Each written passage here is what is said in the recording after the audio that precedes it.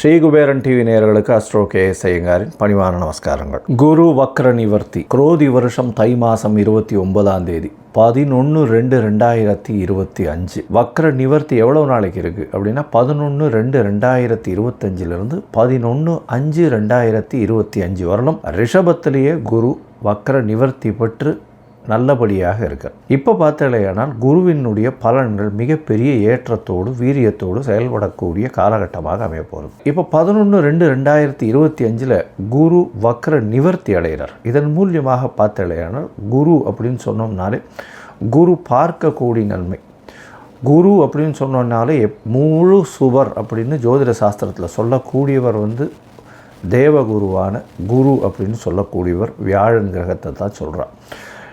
இவர் இருந்த இடத்தையும் சுபப்படுத்துவார், பார்க்கக்கூடிய இடத்தையும் சுபப்படுத்துவார். இதுதான் இவருடைய பெரிய விசேஷமே. பகை என்பது எதுவுமே கிடையாது. ஒரு நல்ல வெற்றியை கொடுக்கறதுக்கு பதிலாக தோல்வியை கொடுப்பார் அப்படின்றது கிடையாது. ஒன்று குரு பார்த்தார்னா அந்த இடம் சுபப்படும், இல்லைன்னா அந்த இடத்துல ஒன்றும் இல்லாமல் அவர் ஒன்றும் பண்ண மாட்டார், அசுபப்படாது. அது குருவினுடைய ஒரு பெரிய ஏற்றம். அதனால் வெற்றி கிடைக்கும் அப்படின்னா குரு இருந்தால் வெற்றி, குரு இல்லைன்னா தோல்வி கிடைக்குமானா தோல்வி கிடைக்காது. வெற்றிக்கு அவர் வழி வகுக்க மாட்டார், அவ்வளோதான். சரி, இப்போ குரு ரிஷப ராசியில் இருக்கார். இந்த காலகட்டத்தில் பார்த்தாலேன்னா குரு பார்வை அப்படின்னு சொல்லக்கூடியது 7ஆம் இடம் அப்படின்னு சொல்லக்கூடிய விருச்சிகத்திலையும், அதாவது எல்லா கிரகங்களுக்கும் உண்டான பார்வைகள்னு சொல்லக்கூடியது 7ஆம் இடத்துல விழும். அதை தவிர விசேஷ பார்வை அப்படின்னு சொல்லக்கூடியது 5, 9 அப்படின்னு 2 இடத்த சொல்கிறோம். 5ஆம் இடம்னு சொல்லக்கூடியது கன்னியிலையும், 9ஆம் இடம்னு சொல்லக்கூடியது மகரத்திலையும் விழப்போகிறது. இதன் மூலியமாக உங்களுக்கு எல்லா விதமான வெற்றிகளும் எல்லா விதமான ஏற்றங்களும் கிடைக்கக்கூடிய காலகட்டம். குருவை ஏன் எவ்வளோ இதுவாக சொல்கிறோம் அப்படின்னா, காலபுருஷ தத்துவத்தின் 9வது ராசிக்கும் 12வது ராசிக்கும் அவர் அதிபதியாக வரார். 9வது ராசின்னு சொல்லக்கூடியது பாக்யஸ்தானம், அதாவது பிதாவை குறிக்கக்கூடியது, தந்தையை குறிக்கக்கூடிய ஸ்தானம், பிதாவை குறிக்கக்கூடிய ஸ்தானம், தந்தையின் மூலியமாக வரக்கூடிய சொத்துக்கள், அதை தவிர பாக்கியங்கள், மூதாதையர்களின் சொத்துக்கள், உங்களுக்கு நடக்கக்கூடிய விஷயங்கள் நீங்கள் நினைக்காமலே நீங்கள் எது நினைக்கிறீங்களோ அது நிற்கக்கூடிய காலகட்டமாக அமையும். அது குருவினுடைய இயல்பு. அதனால தான் குரு பார்க்கக்கூடிய நன்மை, குரு இருக்கும் வீட்டை விட பார்க்கும் இடம் அதீத பலப்படும்னு சொல்லக்கூடியது. 12ஆம் இடம்னு சொல்லக்கூடியது அயன சயன போகஸ்தானம், நல்ல விரயஸ்தானம்னு சொல்லக்கூடியது. இதில் குரு அவருடைய காலபுருஷ தத்துவத்தின் 12வது வீடாக இருக்கிறதுனால சுப செலவுகளுக்கு ரொம்ப முக்கியத்துவம். செலவுகளும் கரெக்டாக பார்த்து செலவு பண்ணணும், தேவையற்ற செலவுகள் செய்யக்கூடாது. அது தவிர வெளிநாடு இம்போர்ட் எக்ஸ்போர்ட் பிஸ்னஸ் எல்லாம் நல்லபடியாக ஏற்றம் கொடுக்கக்கூடிய விஷயங்களாக இருக்கும். மத சம்பந்தமான விஷயங்கள், மத குருமார்கள் இவர்கள் எல்லாருமே இந்த குருவினுடைய அருள் அதிகமாக இருந்தால் மட்டும்தான் அந்த பீடத்தை அலங்கரிக்க முடியும். அமைச்சர்கள், அதை தவிர கல்வியாளர்கள்னு சொல்லும்போது சொல்லிக் கொடுக்குற டீச்சர், ப்ரொஃபஸர்ஸு, அதை தவிர கோல்ட் ஸ்மித்து, அதை தவிர பார்த்தோன்னா பேங்கிங் இண்டஸ்ட்ரியில் இருக்கிறவங்க, பேங்கிங் இண்டஸ்ட்ரியிலையும் பார்த்திங்கன்னா கேஷியர்ஸு, அந்த மாதிரியான விஷயங்களில் இருக்கிறவ ரொம்பவும் பெரிய விசேஷம். குருவினுடைய ரொம்ப தாக்கம் அதிகமாக இருந்தால் மட்டும்தான் அந்த இடத்துக்கு வர முடியும். சரி, குரு காரகத்துவம்னு சொல்லக்கூடியது பார்த்தோன்னா அவருடைய முக்கியமான காரகத்துவத்தை சொல்லும் பொழுது தனத்திற்கு அதிபதினு சொல்லக்கூடியவர் குரு, தனகாரகன்னு சொல்லக்கூடியவர். அது தவிர குழந்தைக்கு புத்திர காரகன்னு சொல்லக்கூடியவர். அதனால் பார்த்தேனால் குரு அந்த புத்திர காரக ஸ்தானத்தையோ புத்திர காரகனையோ பார்த்தாரேயானால், அதாவது புத்திரஸ்தானத்தின் அதிபதியோ பார்த்தாரேயானால் அந்த ஜாதகத்திற்கு குழந்தை பிறக்கக்கூடிய வாய்ப்பு இருக்கும். எவ்வளவோ பேருக்கு குழந்தை இல்லாமல் அவள் ரொம்ப கஷ்டப்பட்டுன்னு இருக்கா. அவளுக்கு குரு பார்வை ஒரு பெரிய மாற்றத்தை ஏற்படுத்தும். இதன் மூலியமாக அவர்களுக்கு இவ்வளவு நாள் திருமணமாகி குழந்தை பிராப்தி இல்லாதவர்களுக்கும் இப்பொழுது குழந்தை பிராப்தி ஏற்படக்கூடிய பாக்கியங்கள் நிச்சயமாக கிடைக்கும். குரு பார்வை அப்படின்னு சொல்லக்கூடியது 5, 7, 9 அதையும் சொல்லிட்டோம். குருவினுடைய பரிகாரங்கள் அப்படின்னு சொல்லக்கூடியது, குருவுக்கு எளிய பரிகாரங்கள் அப்படின்னு சொல்லக்கூடியது அவருக்கு ஒரு காயத்ரி மந்திரத்தை சொல்கிறோம். குரு பிரம்மா, குரு விஷ்ணு, குரு தேவோ மகேஸ்வரா, குரு சாக்ஷாத் பரபிரம்மா தஸ்மை ஸ்ரீ குரவே நமஹா அப்படின்ற இந்த குரு காயத்ரி மந்திரமும். இது இல்லைன்னா ஓம் ரிஷபத்வஜாய வித்மஹே கிருணிஹஸ்தாய தீமஹி தன்னோ குரு பிரச்சோதயாத்து அப்படின்ற குரு காயத்ரி மந்திரத்தையும், குரு தேவாய வித்மஹே பிரம்மானந்தாய தீமஹி தன்னோ குரு பிரச்சோதயாத்து அப்படின்ற இன்னொரு காயத்ரி மந்திரமும் இருக்குது. இந்த குருவினுடைய காயத்ரி மந்திரம் ஒரு நாளைக்கு 3 தடவையாவது, அதாவது இந்த குரு கோச்சார குரு அந்த அளவு ஏற்றத்தில் இல்லாதவர்கள் கண்டிப்பாக சொல்லணும். இது சொல்கிறதன் மூலியமாக குருவினால் ஏற்படக்கூடிய தாக்கம் அப்படின்னு சொல்லக்கூடியது நிச்சயமாக இல்லாமல் இருக்கும். குருவுக்கு அப்படின்னு சொல்லும்போது அரச மரம், விநாயகர், அதை தவிர சந்தன மரம், அதை தவிர குருவுக்கு அப்படின்னு சொல்லும் பொழுது தட்சிணாமூர்த்தி, மஞ்சள் கலர் வேஷ்டி, மஞ்சள் கலர் துண்டு, மஞ்சள் கலர் ஆடைகள், அதை தவிர பார்த்தேனால் கொண்ட கடலை, தங்கம், இதெல்லாம் குருவினுடைய வஸ்துக்கள்னு சொல்லக்கூடியது. வியாழக்கிழமையில் மூக்கு கடலை சுண்டல் அருகில் இருக்கக்கூடிய தட்சிணாமூர்த்தி கோவில்லையோ, சிவன் கோவில்லையோ, இல்லை விஷ்ணு கோவில்லையோ உங்களால் முடிஞ்சது சனிக்கிழமை அன்றைக்கி ஆஞ்சநேயருக்கோ கொண்டு போய் பண்ணிட்டு வர்றதன் மூலியமாக உங்களுக்கு குருவினால் ஏற்படக்கூடிய தாக்கங்கள், அதாவது பிரச்சனைகள் நிச்சயமாக குறையும். பிரச்சனைகள் என்ன வரும் அப்படின்னா, குருவின் மூலியமாக வரக்கூடிய பிரச்சனைன்னு பார்த்தீங்கன்னா பண முடை வரும். எப்படி வரும்னா, தனக்காரகன்றதுனால உங்களுக்கு வர வேண்டிய பணம் அந்த காலகட்டத்தில் வராது. அதனால் பண முடை வரக்கூடிய வாய்ப்புகள் அதிகம். அது தவிர புத்திர பாக்கியம் ஏற்படுவது கொஞ்சம் தள்ளி போகக்கூடிய காலகட்டமாக இருக்கும். ஏன்னா இது ரெண்டுத்துலேயுமே மிகுந்த காரகத்துவம் பெற்று இருக்கிறதுனால பொதுவாகவே கோச்சாரத்தின் மூலியமாக சிறு தடங்கள் வரக்கூடிய காலகட்டம். யார் யாருக்கு குரு சரியாக இல்லையோ அவர்களுக்கு இந்த எளிய பரிகாரங்கள் சொல்கிறேன். இதை தவிர ஒரு ராசிக்கும் நம்ம பேசும்பொழுது அந்த ராசியில் என்ன ஏற்றம் இருக்குது அப்படின்றத பார்த்துட்டு அந்த ராசிக்கு எந்த கோவிலுக்கு போனால் நல்லபடியாக இருக்கும் அப்படின்றதையும் சொல்கிறேன். இப்போது மேஷம் முதல் மீனம் வரை குரு வக்ர நிவர்த்தி என்ன பலன்களை கொடுக்கும் அப்படின்றத பார்ப்போம். ரிஷபம், கிருத்திகை, ரோகிணி, மிருகசீரிஷம், இந்த 3 நட்சத்திரம் 9 பாதங்களை கொண்ட ராசி. ராசியின் அதிபதினு சொல்லக்கூடியவர் சுக்கிரன். ராசிக்கு 11ஆம் இடத்துல உச்சம் பெற்று போயிருக்கிறது ரொம்பவும் விசேஷம். இந்த குரு வக்ர நிவர்த்தியில் பார்த்தடையானால் ராசியில் குரு வக்ர நிவர்த்தி அடைகிறார். பொதுவாகவே ரிஷப துலா ராசிகளுக்கு குரு அந்த அளவுக்கு ஏற்றத்தை கொடுக்கறதில்லை. இருந்தாலும் இப்போ பார்த்தோன்னா வக்கரகதியில், அதாவது வக்கர நிவர்த்தியாகி பரிவர்த்தனை யோகம் பெற்று இருக்கிறது பெரிய விசேஷத்தை கொடுக்கக்கூடிய காலகட்டம்.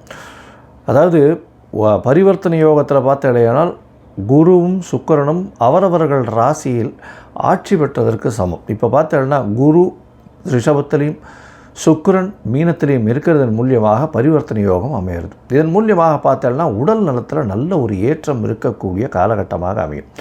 எடுத்த காரியங்கள் எடுத்த நேரத்தில் எடுத்த இடத்தில் முடிக்கக்கூடிய காலகட்டமாக அமைய போகிறது. அதுவும் பார்த்தீங்கன்னா இவ்வளோ நாளாக கலைத்துறையில் இருந்த ரிஷபராசிக்காரர்களுக்கு நல்ல பின்னடைவு இருந்திருக்கும். கிட்டத்தட்ட ஒரு 120 நாள், 4 மாதம் 5 மாதமாக புதுசாக ப்ராஜெக்ட் போடலான்னு பார்த்தா அதில் ப்ராஜெக்டில் பிரச்சனை ஆகிட்டே இருக்கும்.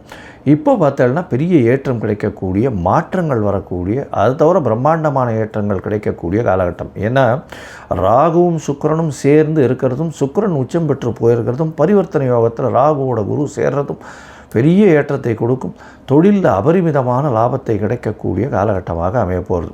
இந்த மாதத்தில் இந்த வக்கர நிவர்த்தி பயிற்சியில் பார்த்தலையானால் குருவினோடது குரு ராசியில் இருக்கிறதுனால உடல் நலத்தில் நல்ல ஏற்றம் இருக்கும், தீர்க்கமான சிந்தனை இருக்கும். பரிவர்த்தனை யோகம் வேறு பெற்றிருக்கார். அவரே 6ஆம் அதிபதியாகவும் இருக்கார். சுக்கிரனே 6ஆம் அதிபதியாக இருந்து உச்சம் பெற்று போகிறதுனால புதிய கடன் வழக்கு இது எல்லாமே பிரச்சனைகள் எல்லாமே தீரக்கூடிய வாய்ப்பும், உங்களுக்கு சாதகமாக வரக்கூடிய வாய்ப்பும் நிச்சயமாக உண்டு. உங்களுடைய ராசிக்கு 6ஆம் அதிபதி 11ஆம் இடத்துல உச்சம் பெற்று போயிருக்கிறதுனால கண்டிப்பாக உங்களுக்கும் மூத்த சகோதரர்களுக்கும் உண்டான பிரச்சனைகளில் நல்ல சுமூகமான தீர்வு கிடைக்கக்கூடிய வாய்ப்பு நிச்சயமாக உண்டு. உங்களுடைய ராசியில் குரு இருக்கிறது பெரிய ஏற்றத்தை கொடுக்கக்கூடிய காலகட்டம். இருந்தாலும் அவர் 8-11 அதிபதியாக இருக்கிறதுனால மறைந்த இடத்தில் வெளிநாடு போய் இல்லைன்னா வீட்டை விட்டு மறைந்திருந்து அங்கே இருக்கும் பொழுது தான் உங்களுக்கு அதீதமான பணம் வரக்கூடிய வாய்ப்புகள் நிச்சயமாக உண்டு.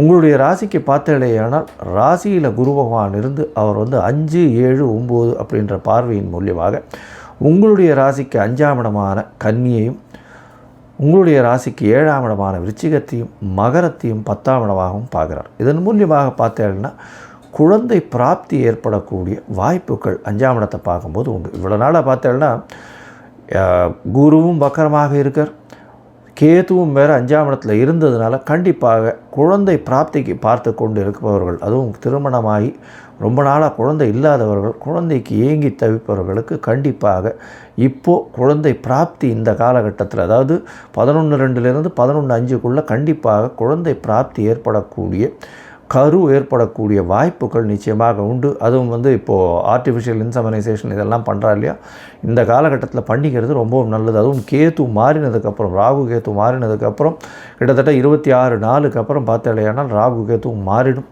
அந்த காலகட்டத்தில் 26 நாள்லேருந்து 11/5 வரலும் உண்டான காலகட்டத்தில் டாக்டர்கிட்ட அப்பாயின்மெண்ட் வாங்கிட்டு பண்ணேன்னா நிச்சயமான சக்ஸஸ் வரும், கவலைப்பட தேவையில்லை. உங்களுடைய ராசிக்கு பார்த்தாலேயானால் 5ஆம் இடத்துல வந்து குருவின் பார்வை இருக்கிறதுனால உங்களுக்கு புதிய பதவி, புகழ், அந்தஸ்து, கௌரவம்லாம் வரக்கூடிய வாய்ப்புகள் உண்டு. உங்களுடைய ராசிக்கு 9ஆம் இடத்தை குரு பார்க்கறதுனால தந்தையின் மூலியமாக அதீதமான செல்வங்கள் வரும். தந்தையின் மூலியமாக பண வரவு, தந்தையின் சொத்துக்கள் வரக்கூடிய வாய்ப்பு, வெளிநாடு போய் படிக்கக்கூடிய பாக்கியம் நிச்சயமாக உண்டு. சரி, ராசிக்கு 7ஆம் இடத்தை குரு பார்க்குறாரு அப்படின்னா குரு பார்வை வந்தாச்சுன்னு அர்த்தம். இவ்வளவு நாளாக திருமணத்துக்கு பார்த்து கொண்டிருக்கக்கூடிய இளம் யுவதிகளுக்கு பார்த்தாலேயானால் திருமணம் தட்டி போய் கொண்டே இருக்கும். இது தட்டி போயிட்டு கொண்டிருக்கிறதுக்கு காரணம் வந்து அவர் வந்து குரு பார்க்க கோடி நன்மைன்னு சொல்லுவோம். குருன்றவர் வந்து குரு பலம் வந்தாச்சா அப்படின்னு கேட்போம். ஏன்னா திருமணம் ஆகணும்னா குரு பலன் வரணும், குரு பலம் வரணும் அப்படின்னு சொல்லுவாள். குருவினுடைய பார்வை இருக்கணும்.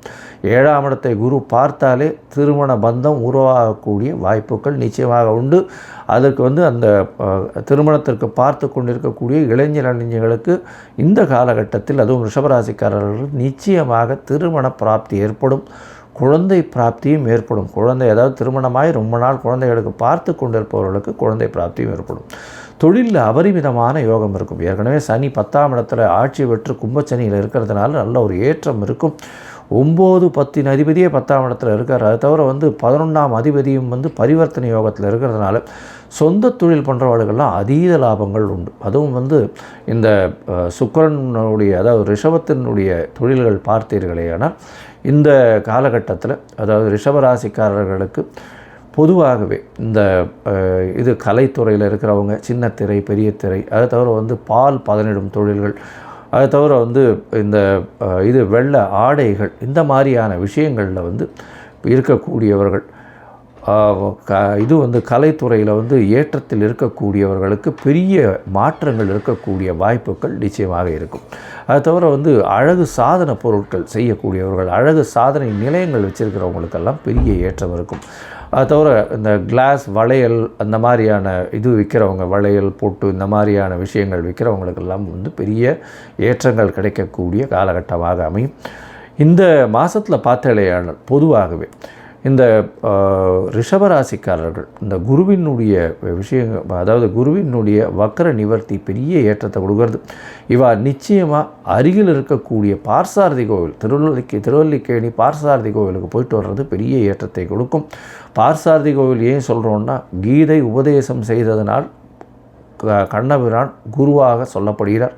அதனால் பார்த்தசாரதியை போய் சேவிச்சுட்டு வர்றதுனால இவர்களுக்கு நிச்சயமாக திருமண பாக்கியமும் குழந்தை பிராப்தியும் எல்லா விதமான சௌக்கியங்களும் ஏற்படும்.